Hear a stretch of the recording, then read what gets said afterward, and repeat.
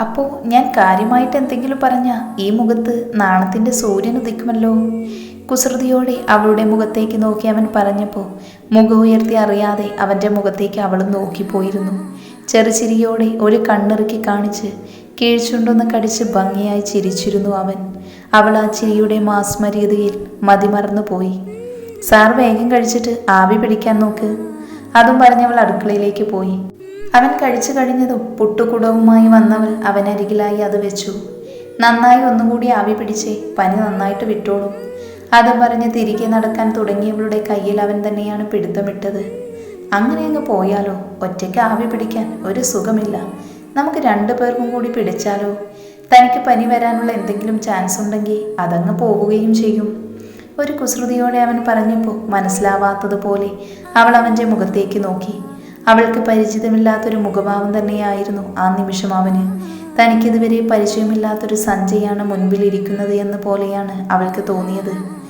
കളി പറയാതെ ആവി പിടിക്കാൻ നോക്ക് സാറേ. വീണ്ടും തിരികെ പോയവളെ അവൻ ബലമായി തന്നെ പിടിച്ചടുത്തുള്ള കസേരയിലേക്ക് ഇരുത്തിയിരുന്നു. അതിനുശേഷം ബെഡ്റൂമിൽ പോയി ഒരു ബെഡ്ഷീറ്റ് എടുത്തുകൊണ്ടുവന്ന് അവളെ കൂടെ മൂടി ആവി പിടിച്ചത്. പനിക്കൂർക്കയുടെയും തുളസിയുടെയും ഒക്കെ ഗന്ധം മൂക്കിലേക്ക് തുളച്ചു കയറിയ നിമിഷം ആ പുതപ്പിനുള്ളിൽ 2 പേരും കണ്ണിമച്ചിമാതെ നോക്കിയിരുന്നു പോയിരുന്നു. ആ പുതപ്പിനുള്ളിൽ 2 പേരും വിയർത്ത് പനിച്ചൂടിൻ്റെ തീക്ഷ്ണതയിലായിരുന്നില്ല, മറിച്ച് ഉള്ളിൽ തിളച്ചുമറിഞ്ഞ പ്രണയത്തിൻ്റെ ലാഭ ഉരുകി തുടങ്ങിയതുകൊണ്ടായിരുന്നു. അവൻ തന്നെ പുതപ്പ് മാറ്റി കൊടുത്തപ്പോഴും അവളിൽ അമ്പരപ്പായിരുന്നു. ഞെട്ടലോടെ അവൻ്റെ മുഖത്തേക്ക് തന്നെ നോക്കിയിരുന്നവളെ നോക്കി അവനൊന്ന് കണ്ണു ചിമ്മി കാണിച്ചു. പിന്നെ മീശ ഒന്ന് പിരിച്ച് അവളുടെ മുഖത്തിന് നേരെ അരികിലേക്ക് വന്നു.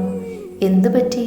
ഉരുളക്കുപ്പേരി പോലെ മറുപടി പറയുന്ന ആൾക്ക് ഇന്നൊന്നും പറയാനില്ലേ? എനിക്ക് മനസ്സിലാവുന്നില്ല ഒന്നും. സാർ ഇങ്ങനെയൊക്കെ ഇത് സ്വപ്നമാണെന്ന് പോലും എനിക്കിതുവരെ ഞാൻ ഒന്നും മനസ്സിലാകുന്നില്ലെന്ന് ആയിരുന്നില്ലേ പരാതി? ഇപ്പോൾ മനസ്സിലാകിയപ്പോൾ വിശ്വസിക്കാൻ വയ്യ. അവളുടെ മുഖത്തേക്ക് നോക്കി അവൻ ചിരിയോടെ പറഞ്ഞു. അവൾ ഒട്ടും പ്രതീക്ഷിക്കാത്ത നിമിഷം അവൻ്റെ മീശരോമങ്ങൾ അവളുടെ കവിളിലൊന്ന് ഉരസി. തൻ്റെ കവിളിലെ രോമങ്ങൾ കൊണ്ട് അവളുടെ കവിളിനെ നന്നായി അവനൊന്ന് ഉരസിയിരുന്നു. സ്വപ്നമല്ലെന്ന് ഇപ്പം മനസ്സിലായില്ലേ? ഏറെ പ്രണയത്തോടെ അവളുടെ കാതോരം അവൻ ചോദിച്ചു. ഇനി എനിക്ക് വയ്യടോ ഇങ്ങനെ ഉള്ളിൽ ഒളിപ്പിച്ച് നടക്കാൻ. എൻ്റെ ഹൃദയത്തോട് ചേർത്ത് ഞാൻ ഈ ഒരാളെ മാത്രമേ സ്നേഹിച്ചിട്ടുള്ളൂ. ഒരുപാട് പ്രതിസന്ധികൾ തരണം ചെയ്യേണ്ടി വരും, അത് മാത്രമേ എനിക്ക് പറയാനുള്ളൂ. പിന്നെ എടുത്ത തീരുമാനം തെറ്റായിരുന്നു എന്ന് എപ്പോഴെങ്കിലും തോന്നിയ തനിക്ക് പൂർണ്ണമായിട്ടും ആ തീരുമാനത്തിൽ നിന്നും പിന്മാറാനുള്ള എല്ലാ അവകാശവുമുണ്ട്. അതിൻ്റെ പേരിൽ ഞാൻ ഒരിക്കലും തന്നെ കുറ്റപ്പെടുത്താൻ വരില്ല. പക്ഷേ ഒപ്പമുള്ള നിമിഷങ്ങളിൽ അത്രയും ഈ സ്നേഹം അത് നഷ്ടപ്പെടുത്താൻ ഞാൻ ഇഷ്ടപ്പെടുന്നില്ല. ഒരു കയ്യാലെ അവളുടെ കവിളിൽ തലോടി അവനത് പറഞ്ഞപ്പോൾ മിഴിനീരോടെ അവൾ അവൻ്റെ നെഞ്ചിലേക്ക് ചാഞ്ഞിരുന്നു. ഒരിക്കലും ഈ തീരുമാനം തെറ്റായിരുന്നു എന്ന് എനിക്ക് തോന്നില്ല. ഞാനായിട്ടൊരിക്കലും ഉപേക്ഷിച്ച് പോവുകയുമില്ല. എന്നെ ഉപേക്ഷിക്കാതിരുന്നാൽ മതി. എന്നും ഇങ്ങനെ ഈ നെഞ്ചിൽ ചേർന്ന് അത്രയേ ഉള്ളൂ ആഗ്രഹം. അതിനപ്പുറം മറ്റൊന്നും ഞാൻ ആഗ്രഹിക്കുന്നില്ല. എന്നും ഉണ്ടാകുമോ എന്ന് ചോദിച്ചാൽ എനിക്കറിയില്ല ശ്രുതി, അതിന് മറുപടി പറയാൻ. പക്ഷെ ഒന്ന് പറയാം, ഈ ജീവൻ ഈ ശരീരത്തിൽ നിന്ന് പോകുന്നത് വരെ എൻ്റെ മനസ്സിലും ജീവിതത്തിലും മറ്റൊരാളും ഉണ്ടാവില്ല. സ്നേഹവും പ്രണയവും ഒന്നും അങ്ങനെ എല്ലാവരോടും നമുക്ക് തോന്നില്ലല്ലോ. നമ്മുടെ ആൾ അടുത്ത് വരുമ്പോൾ മാത്രം നമ്മുടെ ഹൃദയം അവർക്ക് വേണ്ടി തുടിക്കും. തന്നെ ആദ്യം കണ്ട നിമിഷം മുതൽ എൻ്റെ ഹൃദയത്തിൽ ആ ഒരു തുടിപ്പുണ്ടായിരുന്നു. കാലിലെ പെരുവിരലിലൂന്നി അവൾ അവൻ്റെ നെറ്റിൽ ഒരു ചുംബനം നൽകിയിരുന്നു. ഒരു നിമിഷം സഞ്ജയും മരവിച്ചു പോയി. അവളിൽ നിന്നും അങ്ങനെ ഒരു പ്രവൃത്തി ആ നിമിഷം അവൻ പ്രതീക്ഷിച്ചിരുന്നില്ല. അവൻ്റെ മുഖം കയ്യിലെടുത്ത് ഏറെ പ്രണയത്തോടെ ആ 2 കവിളിലുകളിലും അവൾ ഓരോ ചുംബനങ്ങൾ നൽകി. തടയണമെന്ന് അന്തരംഗം മന്ത്രിക്കുന്നുണ്ടെങ്കിലും വികാരം വിവേകത്തെ കീഴടക്കുന്നത് അവനറിഞ്ഞു. അത്രത്തോളം അവളുടെ സാന്നിധ്യം അവനും ആഗ്രഹിക്കുന്നുണ്ടായിരുന്നു. കൊച്ചേ, അകത്തേക്ക് അവരെയും വിളിച്ചുകൊണ്ട് വന്ന അമ്മച്ചി കാണുന്നത് പരസ്പരം പുണർന്നു നിൽക്കുന്ന 2 പേരെയുമാണ്. ആ നിമിഷം അമ്മച്ചി മുഖം മാറ്റി. അമ്മച്ചിയെ കണ്ടതും 2 പേരും കാറ്റുപോലെ അകന്നു മാറി. പനി എങ്ങനെയുണ്ടെന്ന് അറിയാൻ വേണ്ടി വന്നതാണ്, ഞാൻ കുറച്ച് കഴിഞ്ഞു വരാം. അവരുടെ മുഖത്തേക്ക് നോക്കാതെ ചമ്മലോടെ അമ്മച്ചി പറഞ്ഞു. അവരുടെ നിൽപ്പും പമ്മലുമൊക്കെ കണ്ടപ്പോൾ സഞ്ജയ്ക്ക് ചിരിയാണ് വന്നത്. അമ്മച്ചി കയറിപ്പോര്, ചിരിയോടെ അവൻ പറഞ്ഞു. ആ നിമിഷമാണ് അവരും മുഖം ഉയർത്തി 2 പേരെയും നോക്കിയത്. ഒരു നിമിഷം ശ്രുതിക്ക് അവരെ അഭിമുഖീകരിക്കാൻ മടി തോന്നിയിരുന്നു. തങ്ങളെക്കാൾ നാണമാണ് അമ്മച്ചിയുടെ മുഖത്തെന്ന് കണ്ട് സഞ്ജയ്ക്ക് ചിരിയാണ് വന്നത്. അത് ഞാൻ രാവിലെ തൊട്ടേ പറയുക, പനി എങ്ങനെയുണ്ടെന്ന് ചോദിക്കാൻ. ഞാൻ 2-3 വട്ടം വന്നപ്പോൾ നിങ്ങളുടെ അനക്കമൊന്നും കേട്ടില്ല. ഉറങ്ങുകയായിരിക്കുമെന്ന് കരുതിയ ഞാൻ തിരിച്ചു പോയത്. ഒരു ക്ഷമാപണം പോലെ അമ്മച്ചി പറഞ്ഞു. പനി കുറവുണ്ട് അമ്മച്ചി, സഞ്ജയാണ് മറുപടി പറഞ്ഞത്. നന്നായി, അത് ഞാൻ അടിവാരത്ത് പോയിരിക്കുവാണ്. ഫോൺ ശരിയാക്കാൻ വേണ്ടി പോയതാണ്. അപ്പോൾ പറഞ്ഞത് ഒരു മെക്കാനിക്കിനെയും കൂടി വിളിച്ചുകൊണ്ട് വരാമെന്നാണ്. മോന് വയ്യാതിരിക്കുവല്ലേ, ഇനിയിപ്പോൾ അടിവാരത്തേക്ക് പോയി വീണ്ടും ശരീരത്തിന് ക്ഷീണമാകും. വരുമ്പോൾ ഒരു മെക്കാനിക്കിനെയും കൂട്ടിക്കൊണ്ട് വരും. അപ്പോൾ കുഞ്ഞുകൂടി അങ്ങോട്ടേക്ക് പോയി വണ്ടി ഒന്ന് തുറന്നു കൊടുത്താൽ മതി. അത് പറയാൻ വേണ്ടിയാണ് ഞാൻ വന്നത്. എങ്കിൽ പിന്നെ നിങ്ങൾ വല്ലതും പറഞ്ഞിരിക്കെ, ഞാൻ ചെല്ലട്ടെ. നാണത്തിൽ ചാലിച്ച ചിരിയോടെ അമ്മച്ചി തിരികെ പോയിരുന്നു. അതേതായാലും ഭാഗ്യമായി, അല്ലെങ്കിൽ ഞാനിനി അടിവാരത്ത് പോയി വരുമ്പോഴേക്കും ഒരു പരുവായനെ. അവളുടെ മുഖത്തേക്ക് നോക്കി സഞ്ജയ് പറഞ്ഞു. എന്നാൽ അവളുടെ മുഖത്ത് അത്ര തെളിച്ചമില്ലെന്ന് അവന് തോന്നിയിരുന്നു. എന്തു പറ്റിയടോ? അവളുടെ മുഖത്തേക്ക് നോക്കി അവൻ ചോദിച്ചു. എനിക്കിവിടുന്ന് പോകേണ്ട സർ. താൻ എന്തൊക്കെയായി പറയുന്നത്? ഇവിടുന്ന് പോയാൽ വീണ്ടും നമുക്കിടയിലേക്ക് പല മതിൽക്കെട്ടുകളും വരില്ലേ? അവിടെ സാറിൻ്റെ അരികിലേക്ക് എന്നെ അടുക്കാൻ സമ്മതിക്കാത്ത എന്തൊക്കെയോ പ്രശ്നങ്ങളില്ലേ? സാറ് വീണ്ടും പഴയതുപോലെ എന്നോട് അകലം കാണിക്കുകയാണെങ്കിൽ എനിക്കത് ചിന്തിക്കാൻ പോലും പറ്റുന്നില്ല. ഇനി എൻ്റെ സ്നേഹം വേണ്ടെന്ന് വെക്കുമോ? അവൻ്റെ കൈയെടുത്ത് നെഞ്ചോട് ചേർത്ത് ചോദിച്ചവൾ. ചോദ്യത്തിനൊപ്പം അവൾ പെട്ടെന്ന് കരഞ്ഞുപോയിരുന്നു. ഒരു കൊച്ചുകുട്ടിയെപ്പോലെ നിഷ്കളങ്കമായി കരയുന്നവളെ തന്നെ അവൻ സൂക്ഷിച്ചു നോക്കി നിന്നു. ശ്രുതി, താനിങ്ങനെ കാര്യങ്ങൾ ഇമോഷണലായിട്ട് കണ്ടാൽ എങ്ങനെയാണ് ശരിയാവുന്നത്? ഞാൻ പറഞ്ഞില്ലേ, ഒരുപാട് പ്രശ്നങ്ങൾ ഉണ്ടാവും. അതൊക്കെ ഇനി ഫേസ് ചെയ്തേ പറ്റൂ. തനിക്ക് എന്നെ ഒട്ടും വിശ്വാസമില്ല അല്ലേ?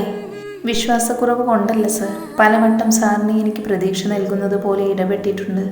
തൊട്ടടുത്ത നിമിഷം ഒന്നും അറിയാത്തതുപോലെ. അതൊക്കെ ഓർക്കുമ്പോൾ എനിക്ക് പേടി വരും. അന്നൊന്നും ഞാൻ ശ്രുതിയോട് എനിക്ക് തന്നെ ഇഷ്ടമാണെന്ന് പറഞ്ഞിട്ടുണ്ടായിരുന്നില്ലല്ലോ. താൻ പേടിക്കേണ്ട, താൻ ഭയക്കുന്നത് പോലെയുള്ള ഒന്നും സംഭവിക്കില്ല. പക്ഷേ തനിക്കൊരു കുടുംബമുണ്ട്. തന്നെ മാത്രം ആശ്രയിച്ച് കഴിയുന്ന കുറച്ച് പേരുണ്ട്. അവരെയൊക്കെ തനിക്ക് വിഷമിപ്പിക്കേണ്ടി വന്ന അവരാരും തൻ്റെ തീരുമാനത്തിനൊപ്പം നിന്നില്ലെങ്കിൽ ശ്രുതി എന്ത് ചെയ്യും? അവരുടെ സ്നേഹത്തിലും വലുതായിരിക്കില്ല ശ്രുതിക്ക് എന്നോടുള്ള സ്നേഹം. അതെനിക്ക് ഉറപ്പാണ്. അങ്ങനെയൊന്നും വരില്ല സർ. അവർക്കെന്നെ മനസ്സിലാവും. എൻ്റെ മനസ്സ് മനസ്സിലാക്കും. ശ്രുതിക്കൊന്നും അറിയില്ല. അതുകൊണ്ടാണ് ഇങ്ങനെ പറയുന്നത്. ഒന്നും പറയാൻ താൻ സമ്മതിക്കുന്നുമില്ല. എല്ലാ കാര്യങ്ങളും അറിയുമ്പോൾ ചിലപ്പോൾ തനിക്ക് മനസ്സിലാവും തൻ്റെ വീട്ടുകാർ തൻ്റെ കൂടെ നിൽക്കില്ലെന്ന്. വീട്ടുകാരെന്നല്ല, താൻ പോലും ചിലപ്പോൾ നിൽക്കില്ല. പ്രധാന കാരണം അതാണ്. പിന്നെ എൻ്റെ പ്രായം. ഞാൻ ശ്രുതിയേക്കാൾ ഒരുപാട് മുതിർന്ന ഒരാളാണ്. നാളെ ഒരു പ്രശ്നം വന്നാൽ ശ്രുതിയോടായിരിക്കില്ല, എന്നോട് മാത്രമേ ആളുകൾ ചോദിക്കൂ. ഇത്രയും പക്വതയുള്ള നിനക്ക് ഒന്ന് ചിന്തിച്ചു കൂടായിരുന്നു എന്ന്. അങ്ങനെയൊന്നും ചിന്തിക്കണ്ട. സാറ് പറഞ്ഞത് ശരിയാണ്. എനിക്കൊന്നും അറിയണ്ട. പക്ഷേ എല്ലാം അറിയുമ്പോൾ ഞാനായി സാറിൽ നിന്ന് അകലുമെന്ന് സാറ് വിശ്വസിക്കുന്നുണ്ടെങ്കിൽ അതിനർത്ഥം എൻ്റെ സ്നേഹത്തിൽ സാറിന് വിശ്വാസമില്ലെന്നല്ലേ? അതല്ല, അറിയാനുള്ള കാര്യങ്ങളൊന്നും അത്ര സുഖകരമായിട്ടുള്ളതല്ല ശ്രുതി. അതുകൊണ്ടാണ് ഞാൻ പറയുന്നത്. എന്ത് ആറ്റം ബോംബിൻ്റെ കാര്യമാണെങ്കിലും എനിക്കത് വിഷയമല്ല. സാറിൻ്റെ നാവിൽ നിന്ന് എനിക്കത് കേൾക്കുകയും വേണ്ട. അറിയാൻ പോകുന്ന എന്ത് കാര്യമാണെങ്കിലും അതെനിക്ക് വിഷയമല്ല. സാറ് മാത്രമാണ് എൻ്റെ വിഷയം. എങ്കിൽ തനിക്കൊരു ഉറപ്പ് ഞാൻ തരാം. എൻ്റെ ഭാഗത്തു നിന്നും ഇനി ഒരിക്കലും താൻ ഭയക്കുന്നത് പോലെയുള്ള ഒരു അവസ്ഥ ഉണ്ടാവില്ല. താൻ വേണ്ടെന്ന് പറയാതെ തൻ്റെ ജീവിതത്തിൽ നിന്നും ഞാൻ പോകില്ല. പോരെ? അവളുടെ ഇരുചുമരുകളിലും പിടിച്ച് ഒരു ഉറപ്പ് നൽകി അവൻ. സന്തോഷം കൊണ്ടോ സങ്കടം കൊണ്ടോ അവൻ്റെ നെഞ്ചിലേക്ക് അവൾ ചാരി. ഞാൻ ഇത്രയൊക്കെ പറഞ്ഞിട്ടും അതെന്താണെന്ന് തനിക്കറിയണ്ടേ? ഞാൻ അതൊന്ന് പറയട്ടെ ശ്രുതി, എൻ്റെ മനസ്സിന് അയവ് കിട്ടാൻ വേണ്ടി. എന്നിട്ട് താൻ എന്ത് തീരുമാനം വേണമെങ്കിലും എടുത്തോളൂ. എനിക്ക് കേൾക്കണ്ട സർ. സന്തോഷമില്ലാത്ത മറ്റൊരു കാര്യങ്ങളും നമ്മളെ സംബന്ധിച്ച് എനിക്ക് കേൾക്കണ്ട. എന്നെ സംബന്ധിച്ചൊരു കാര്യങ്ങളും സന്തോഷമുള്ളതല്ല. അങ്ങനെയൊന്ന് ഇനി എൻ്റെ ജീവിതത്തിൽ ഉണ്ടാകുമെന്ന് ഞാൻ വിശ്വസിക്കുന്നില്ല. എൻ്റെ ജീവിതത്തിലെ ഏറ്റവും സന്തോഷം നിറഞ്ഞ നിമിഷങ്ങളാണ് ഇപ്പോൾ അവസാനിക്കാൻ പോകുന്നത്. മക്കളെ. പുറത്തു നിന്നും അപ്പച്ചൻ്റെ വിളി കേട്ടപ്പോൾ തന്നെ രണ്ടുപേരും പരസ്പരം അകന്നു മാറിയിരുന്നു. അത് കഴിഞ്ഞ് അവൻ പുറത്തേക്ക് ചെന്നു. അയാൾക്കൊപ്പം ഒരു മെക്കാനിക്ക് കൂടി ഉണ്ടായിരുന്നു. അവൻ പെട്ടെന്ന് അകന്നു നിന്ന് കാറിൻ്റെ ചാവിയെടുത്ത് ശ്രുതിയോട് യാത്ര പറഞ്ഞ് അയാൾക്കൊപ്പം പോയി. കുറേയേറെ സമയം കഴിഞ്ഞാണ് സഞ്ജയ് തിരികെ വന്നത്. വണ്ടി ശരിയായി എന്ന് അവൻ പറഞ്ഞപ്പോഴും ഒരു ഉത്സാഹം ശ്രുതിക്ക് തോന്നിയിരുന്നില്ല. അവൻ പറഞ്ഞതുപോലെ ഇനി അങ്ങോട്ട് തങ്ങൾക്കിടയിൽ പ്രതിസന്ധികൾ നിറഞ്ഞ ജീവിതമായിരിക്കും. സന്തോഷ നിമിഷങ്ങൾ അവസാനിക്കാൻ പോവുകയാണ്. അതായിരുന്നു അവളുടെ മനസ്സിൽ നിറഞ്ഞു നിന്നിരുന്ന സംശയം. അമ്മച്ചിയോടും അപ്പച്ചിയോടും യാത്ര പറയുന്നതായിരുന്നു ഇരുവരെയും സംബന്ധിച്ച് ഏറ്റവും വേദന നിറഞ്ഞ നിമിഷം. കുറച്ച് മണിക്കൂറുകളുടെ പരിചയം മാത്രം ഉണ്ടായിരുന്നുള്ളൂ. എങ്കിലും തങ്ങളുടെ ജീവിതത്തിൻ്റെ ആരൊക്കെയോ ആയി അവർ മാറിയതുപോലെ ഇരുവർക്കും തോന്നിയിരുന്നു. ഇതുവഴി പോകുമ്പോൾ ഇടയ്ക്കൊക്കെ കയറണം. തോളിൽ കിടന്നിരുന്ന് തോർത്തുകൊണ്ട് കണ്ണുനീർ ഒപ്പിക്കൊണ്ട് അമ്മച്ചി പറഞ്ഞു. ഇതുവഴി പോകുമ്പോഴല്ല, ഇവിടെ വരാനായിട്ട് ഞങ്ങൾ വരും. മറുപടി പറഞ്ഞത് സഞ്ജയ് ആയിരുന്നു. ഇനി വരുമ്പോൾ ഒപ്പൊരു മോനോ മോളോ ഉണ്ടായിരിക്കണം. അമ്മച്ചിയുടെ ആ വാക്ക് കേട്ടതും ശ്രുതിയുടെ മുഖത്ത് 100 സൂര്യചന്ദ്രൻ ഉദിച്ചുയരുന്നത് ഭാവമായിരുന്നു. അത് കണ്ടപ്പോൾ സഞ്ജയിലും അതുവരെ തനിക്ക് പരിചയമില്ലാത്ത എന്തൊക്കെയോ വികാരങ്ങൾ ഉടലെടുത്തിരുന്നു. തിരികെ പോകുമ്പോൾ സ്റ്റീരിയോയിൽ നിന്നും ഉണർന്ന ആ ഗാനം രണ്ടുപേരുടെയും മിഴികളിൽ ഈറനണിയിക്കാൻ കെൽപ്പുള്ളതായിരുന്നു. നീണ്ടൊരു യാത്ര തന്നെ ഇരുവർക്കും പോകാനുണ്ട്. ശ്രുതിയുടെ വീടിനരികിലെത്തിയപ്പോഴേക്കും രാത്രി നന്നേ ആയിരുന്നു. പടിക്കെട്ടുകൾക്ക് മുകളിലുള്ള റോഡിൽ വണ്ടി നിർത്തിയപ്പോൾ വണ്ടിയിൽ നിന്ന് ഇറങ്ങാൻ അവളുടെ മനസ്സൊന്ന് മടിച്ചു. അറിയാതെ കണ്ണുനീർ കവളിലൂടെ ചാലിട്ടൊഴുകി. അത് കാണി അവൻ്റെ ഹൃദയം ഒന്ന് വേദനിച്ചു. ശ്രുതി, എന്താ ഇത്? കൊച്ചു കുട്ടികളെ പോലെ അവളുടെ കൈകളിൽ തൻ്റെ കരങ്ങൾ വെച്ചുകൊണ്ട് അവൻ ചോദിച്ചു. എനിക്കറിയില്ല സർ, എന്തോ വല്ലാത്തൊരു വിഷമം. അതേപോലെ ഉള്ളിൻ്റെ ഉള്ളിൽ വലിയ സന്തോഷവുമുണ്ട്. സാറിൻ്റെ ഇഷ്ടം തിരിച്ചറിയുമെന്നും അത് അംഗീകരിക്കുമെന്നും ഞാൻ കരുതിയിരുന്നില്ല. അതേപോലെ തന്നെ സാറിനെ പിരിയുന്ന ദുഃഖവും. എവിടെ പിരിഞ്ഞു? നാളെ താൻ ഓഫീസിലേക്കല്ല വരുന്നത്. ഞാൻ അവിടെ തന്നെ ഉണ്ടല്ലോ. തൻ്റെ ദുഃഖം എന്താണ് എന്ന് എനിക്കറിയാം. ഒരു രാത്രി ഇരുട്ടി വെളുക്കുമ്പോൾ തീരുന്നതല്ല എനിക്ക് തന്നോടുള്ള ഇഷ്ടം. തനിക്ക് എന്നോടുള്ളതിനേക്കാൾ ഒരു 100 ഇരട്ടി ഇഷ്ടം എനിക്ക് തന്നോട് കൂടുതലുണ്ട്. പല വട്ടവും അത് ഞാൻ തന്നോട് മനഃപൂർവ്വം പറയാതിരുന്നതാണ്. പറയാനുള്ള അർഹതയില്ലാത്തത് കൊണ്ട് മാത്രം. തൻ്റെ സാന്നിധ്യം ഒപ്പമുള്ളപ്പോൾ മാത്രം തോന്നുന്ന ഒരു ഇഷ്ടമല്ല. താൻ എന്നിൽ നിന്ന് എത്ര അകലെയാണെങ്കിലും ആ ഇഷ്ടത്തിനൊരു കോട്ടവും സംഭവിക്കില്ല. അത് കൂടുകയേ ഉള്ളൂ. സഞ്ജയ് തന്നെയാണോ ഈ സംസാരിക്കുന്നത് എന്ന് ഒരു അത്ഭുതം അവൾക്ക് ആ നിമിഷം തോന്നിയിരുന്നു. തനിക്ക് പരിചയമില്ലാത്തൊരു കാമുകന്റെ ഭാഷയിൽ സംസാരിക്കുന്നവനെ അവൾ കണ്ണിമച്ചിമ്മാതെ നോക്കി. അവൻ കൈകൾ കൊണ്ട് അവളുടെ കവിളിൽ മെല്ലെ ഒന്ന് തട്ടി ആശ്വസിപ്പിക്കുന്നത് പോലെ. ഇഷ്ടമുണ്ടായിട്ടല്ല ഞാനിപ്പോൾ തന്നെ വിടുന്നത്. താനെന്നും എൻ്റെ കൂടെ ഉണ്ടായിരുന്നെങ്കിൽ എന്ന് ഞാനും ആഗ്രഹിക്കുന്നുണ്ട്. വിവേകം വികാരത്തെ കീഴ്പ്പെടുത്തുന്നത് കൊണ്ട് മാത്രമാണ് ഞാൻ ഈ യാത്രയിൽ തന്നെ എൻ്റെ വീട്ടിലേക്ക് കൊണ്ടുപോകാത്തത്. എൻ്റെ പ്രശ്നങ്ങൾ ചെറുതായിരുന്നുവെങ്കിൽ ഇങ്ങനെയൊരു കൊണ്ടുവിടൽ ഉണ്ടാകുമായിരുന്നില്ല. ഇപ്പോൾ തന്നെ എൻ്റെ കൂടെ കൂട്ടിയനെ. അത്രത്തോളം ഈ കൂട്ട് ഞാനും ആഗ്രഹിക്കുന്നുണ്ട്. ഇത്രയും പറഞ്ഞല്ലോ, ഇത് മതി, ഇത് മാത്രം മതി. എനിക്ക് സമാധാനത്തിന് മറ്റൊന്നും വേണ്ട. അവൻ്റെ തോളിലേക്ക് അവൻ്റെ അനുവാദം പോലും ചോദിക്കാതെ അവൾ ചാഞ്ഞിരുന്നു. തൻ്റെ കരങ്ങളാൽ അവൻ അവളുടെ മുടിയിൽ ആർദ്രമായി തലോടി. ഇറങ്ങ്, ഞാൻ കൊണ്ടുചെന്നാക്കാം. വേണ്ട സർ, ഞാൻ പൊക്കോളാം. ഈ രാത്രിയിലും? അങ്ങനെ ഞാൻ ഒറ്റയ്ക്ക് വിടുമോ? ഞാൻ കൊണ്ടുചെന്നാക്കാം. പിന്നെ 2 ദിവസത്തോളമായില്ലേ നമ്മൾ ഇവിടുന്ന് പോയിട്ട്. അമ്മയൊക്കെ നല്ല ടെൻഷൻ ഉണ്ടായിരിക്കും. ഞാൻ തന്നെ പറഞ്ഞ് എല്ലാ കാര്യങ്ങളും സോൾവ് ആക്കാം. അത്രയും പറഞ്ഞ് വണ്ടി ലോക്ക് ചെയ്ത് അവനും അവൾക്കൊപ്പം ഇറങ്ങിയിരുന്നു. മൊബൈൽ ലൈറ്റിൻ്റെ വെട്ടത്തിൽ വീട്ടിലേക്ക് നടക്കുമ്പോൾ ഇരുവരും കൈകൾ പരസ്പരം കോർത്തു പിടിച്ചിരുന്നു. വാതിലിൽ തട്ടി 3-4 നിമിഷങ്ങൾക്ക് ശേഷമാണ് വാതിൽ തുറന്നത്.